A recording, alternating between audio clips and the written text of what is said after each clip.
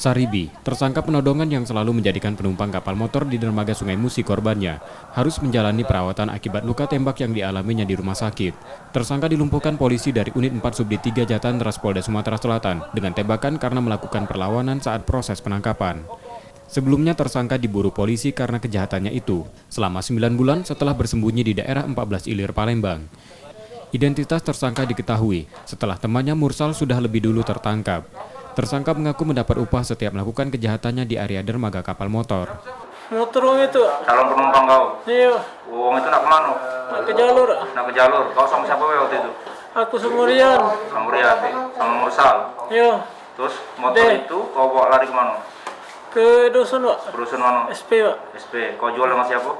Sama uang, Pak. Aku tak kenal, Pak. Rian yang kenal, Pak. Kau melok jualnya? Iya. Kau melok jualnya? Berapa duit? 2,7, Pak. Juta? Iya. Polisi masih akan mengembangkan kasus tersebut untuk menangkap satu tersangka lainnya yang menjadi komplotan tersangka. Kini tersangka ditahan di tahanan Polda Sumatera Selatan untuk proses hukumnya. Reski Oktora, Muklas Diferensial, Kompas TV, Palembang.